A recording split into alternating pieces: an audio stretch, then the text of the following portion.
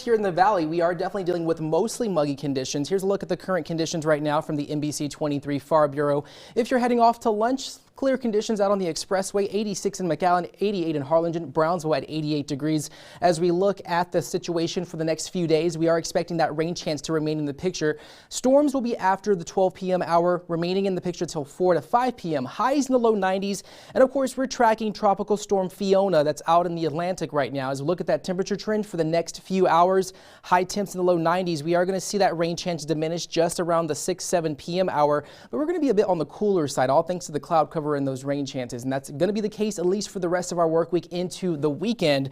40% chance of showers and storms mainly in the afternoon, and then overnight lows dropping into the 70s, clear night. The latest drought monitor was released today. It is showing great conditions across the Rio Grande Valley. However, still some dry conditions out in portions of Starr County. They still need the rain out in far west of Rio Grande City, but the recent rains have definitely improved the drought situation across deep South Texas. High resolution radar right now showing clear conditions. There is some stray coastal showers that are just moving through right now. This is going to be remaining mainly along the coast. A stray shower moving into South Padre Island, Port Isabel as I speak, and we are going to continue to see these flare up of isolated showers and storms at least for the next couple of hours. Once we get to the hottest times of the day, that daytime heating fueling off those storms as we head closer towards 1-2 o'clock p.m. It's going to be isolated in nature, but we could see some heavy downpours at times, and it very well could likely lead to some localized flooding.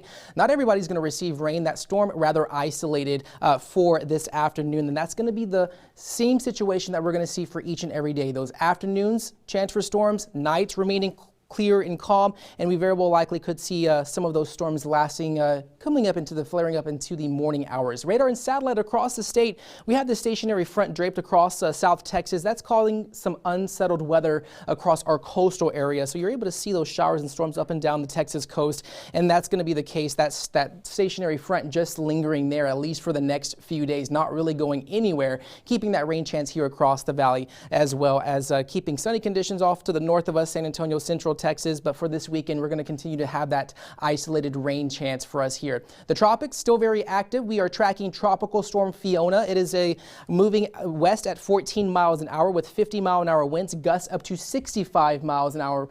As we look at that forecasted track, we are expecting those temperatures to be in the 80s. Mostly clear skies are expected, with overnight lows dropping to about 75 degrees. Calm winds with Upper Valley topping it at 74 as we head into the next several days there. We are expecting those conditions to remain a bit on the more calmer side in the overnight hours. Highs in the low 90s, lows in the 70s. We're going to keep that rain chance in the picture at least for this weekend, but as well as clearing out to mostly sunny skies for next week.